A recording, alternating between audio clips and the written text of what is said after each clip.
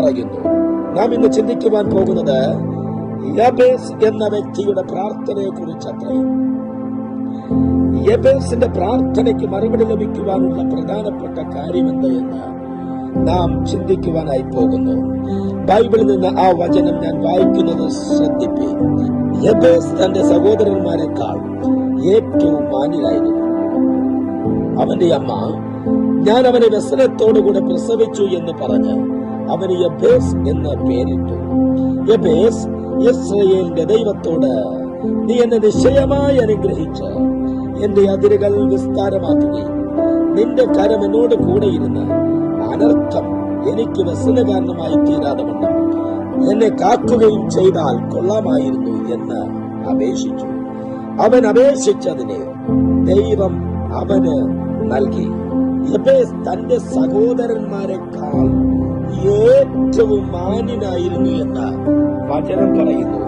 ഒന്നാമതായി യബേസിന്റെ പ്രാർത്ഥനയ്ക്ക് ദൈവം മറുപടി നൽകുവാനുള്ള പ്രധാനപ്പെട്ട കാര്യം, താൻ തന്റെ ജീവിതത്തിൽ തന്റെ സഹോദരന്മാരെക്കാൾ ഏറ്റവും മാന്യനായി ജീവിച്ചിരുന്ന ഒരു വ്യക്തി അത്രേ. ചുരുക്കി പറഞ്ഞാൽ നല്ല സാക്ഷ്യമുള്ള ഒരു വ്യക്തിയായിരുന്നു യബേസ്. നമ്മുടെ പ്രാർത്ഥനകൾ അവ സാക്ഷ്യത്തോടെ ആയിരിക്കട്ടെ. മറ്റുള്ളവരുടെ നടുവിൽ സാക്ഷ്യത്തോടെ ജീവിക്കുന്ന ഒരു വ്യക്തിയാണ് നിങ്ങൾ എന്ന് നിങ്ങൾക്ക് ചിന്തയുണ്ടെങ്കിൽ അത് ഒന്നുറപ്പാണ്, നിങ്ങളുടെ പ്രാർത്ഥനയ്ക്ക് മറുപടി നൽകുന്ന ഒരു ദൈവമുണ്ട്. ഹല്ലേലൂയ. ഈ ദിവസങ്ങളിൽ നിങ്ങൾ നിങ്ങളെ തന്നെ ശോധന ചെയ്യുക. എന്റെ സ്വഭാവം എങ്ങനെയാണ്? എന്റെ ജീവിത ശൈലി എങ്ങനെയാണ്? ഞാൻ എന്റെ വീട്ടിൽ, എന്റെ നാട്ടിൽ, എന്റെ സഭയിൽ, എന്റെ ചുറ്റുപാടുകളിൽ, ഞാൻ ജോലി ചെയ്യുന്ന ഇടങ്ങളിൽ, എന്റെ കൂട്ടുകാരന്മാരുടെ ഇടയിൽ, എല്ലായിടത്തും ഞാനൊരു മാന്യനാണോ? ഞാൻ മാന്യതയോടെയാണോ പെരുമാറുന്നത്? എന്റെ വാക്ക്, പ്രവൃത്തി, ചിന്ത, നിരൂപണം, എന്റെ സംസാരം, കൊടുക്കൽ വാങ്ങലുകളൊക്കെ ദൈവത്തിന് ഇഷ്ടമായ രീതിയിലാണോ ആയിരിക്കുന്നത് എന്ന് നാം ശോധന ചെയ്തു തന്നെ ആമേൻ തിരിച്ചറിയുക പ്രിയമുള്ളവരെ. അപ്പോൾ യബേസ് തന്റെ സഹോദരന്മാരെക്കാൾ ഏറ്റവും മാന്യനായിരുന്നു എന്ന് വിശുദ്ധ വചനം പറയുന്നു. അപ്പോൾ അവൻ സാക്ഷ്യത്തോടെ ദൈവത്തോട് പ്രാർത്ഥിച്ചു. അവന്റെ അമ്മ, ഞാൻ അവന് വ്യസനത്തോടുകൂടി അഥവാ വേദനയോടുകൂടെ പ്രസവിച്ചു എന്ന് പറഞ്ഞ് യബേസ് എന്ന് പേരിട്ടു. യബേസ് എന്ന വാക്കിന്റെ അർത്ഥം തന്നെ വ്യസനപുത്രൻ അഥവാ വേദനയുടെ പുത്രൻ. ഹല്ലേലൂയ. ഏത് അമ്മയാണ് മക്കളെ വേദനയില്ലാതെ പ്രസവിക്കുന്നത്? ഇവിടെ ഒരു അമ്മ പറയുന്നു, ഞാൻ അവനെ വേദനയോടുകൂടെ അഥവാ വ്യസനത്തോടുകൂടെ പ്രസവിച്ചു എന്ന്. ചുരുക്കി പറഞ്ഞാൽ സാധാരണ അമ്മമാർ അനുഭവിക്കുന്ന വേദനയെക്കാളും യബേസിന്റെ അമ്മ കൊടൂരമായ വേദന, അല്ലെങ്കിൽ വളരെ ശക്തമായ വേദന, നോർമൽ അമ്മമാർ അനുഭവിക്കുന്ന വേദനയെക്കാളും അതിശക്തമായ വേദനയോടുകൂടിയായിരിക്കാം യബേസിനെ പ്രസവിച്ചത്. അതുകൊണ്ട് അവന്റെ അമ്മ അവനെ വിളിച്ചത് യബേസ് എന്നാണ്. പ്രിയമുള്ളവനെ, അവൻ സ്വന്തം അമ്മ തന്നെ അവനെ യബേസ് എന്ന് വിളിച്ചെങ്കിൽ അവനെ നോക്കി അവന്റെ സഹോദരന്മാർ വിളിച്ചത് യബേസ് എന്നാണ്. അവന്റെ കൂട്ടുകാർ അവനെ വിളിച്ചത് യബേസ് എന്നാണ്. അവൻ പഠിക്കുന്ന ഇടങ്ങളിൽ അവനെ വിളിച്ചത് യബേസ് എന്നാണ്. നാട്ടുകാർ അവനെ വിളിച്ചത് യബേസ് എന്നാണ്. അവൻ എന്ന് പറഞ്ഞാൽ അവനൊരു വ്യസനപുത്രൻ എന്നാണ് ലോകം മുഴുവനും വിളിച്ചത്.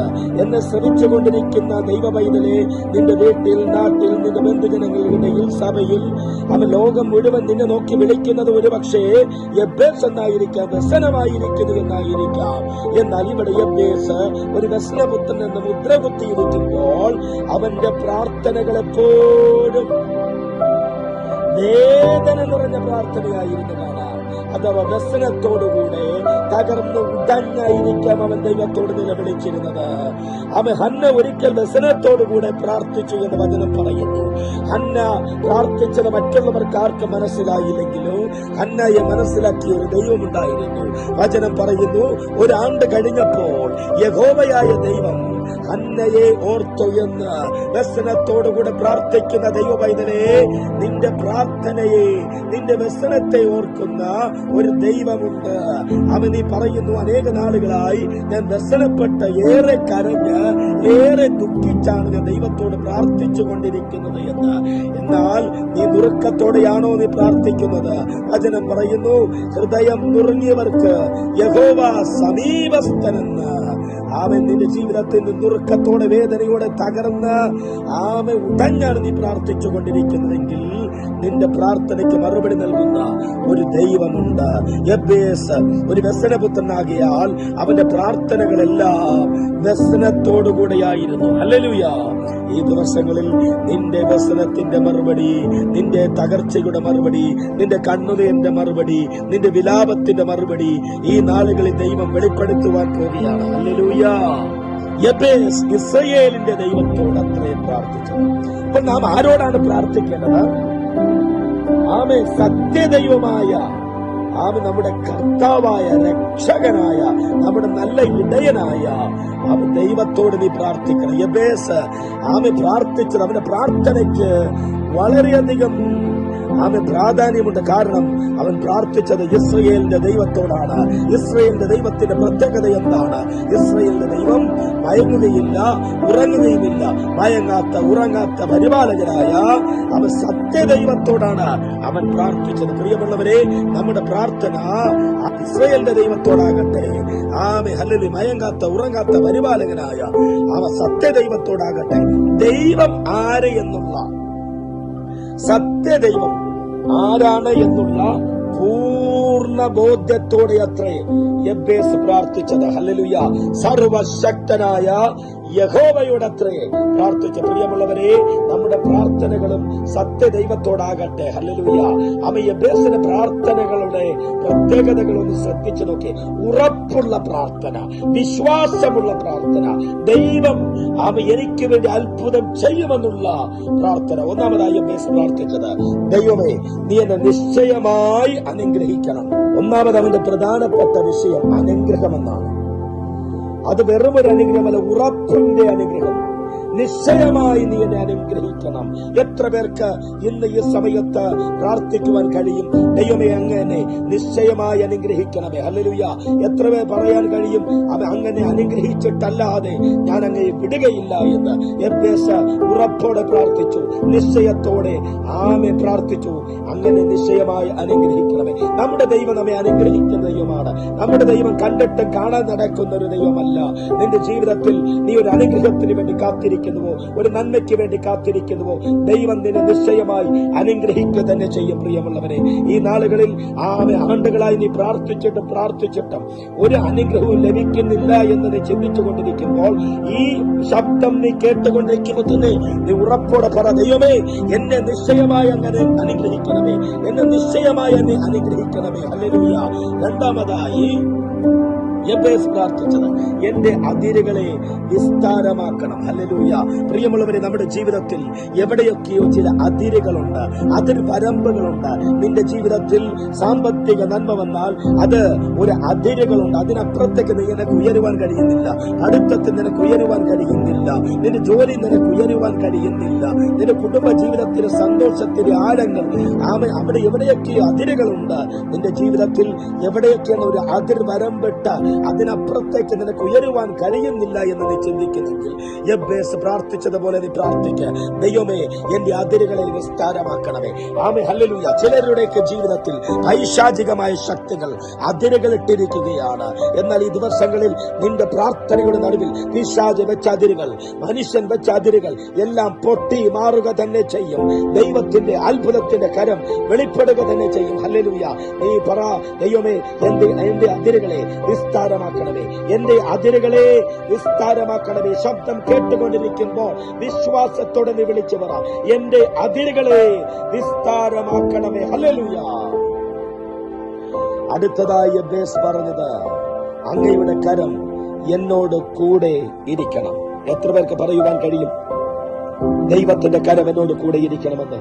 കുറുകാത്ത കരം, ആമെ കുറുകിപ്പോകാത്ത കരം. യെശയ്യാപ്രവചനം 59:1 പറയുന്നു, രക്ഷിപ്പാൻ കഴിയാതെ വണ്ണം യഹോവയുടെ കരം കുറുകിപ്പോയിട്ടില്ല എന്ന്. കുറുകിപ്പോകാത്ത കരം, നിന്നെ തൊടുന്ന കരം, നിന്നെ സൗഖ്യമാക്കുന്ന കരം, നിന്റെ ബന്ധനങ്ങളെ അഴിക്കുന്ന കരം, നിന്റെ കണ്ണുനീരുകളെ തുടയ്ക്കുന്ന കരം. ഈ ദിവസങ്ങളിൽ അവന്റെ കരം നിന്നെ തൊടാൻ പോവുകയാണ്. അവന്റെ കരം നിന്നെ പിടിക്കാൻ പോവുകയാണ്. അവന്റെ കരത്തിന്റെ പ്രവൃത്തി നീ അനുഭവിച്ചറിയാൻ പോവുകയാണ്. ഹല്ലേലൂയ. ആമേ അങ്ങയുടെ കരം എന്നോട് കൂടെ ഇരിക്കണം. എന്തിനാണ് ആമേ ദൈവത്തിന്റെ കരം കൂടെ ഇരിക്കണമെന്ന് യബ്ബേസ് പ്രാർത്ഥിച്ചത്? ആമേ അനർത്ഥം എനിക്ക് ദുഃഖമായി തീരാതെ വണ്ണം, വ്യസനമായി തീരാതെ വണ്ണം എന്നെ കാക്കണം. ഹല്ലേലൂയ. അനർത്ഥങ്ങൾ വരാം, പ്രയാസങ്ങൾ വരാം, തകർച്ചകൾ വരാം, അപകടങ്ങൾ വരാം, ആപത്തുകൾ വരാം.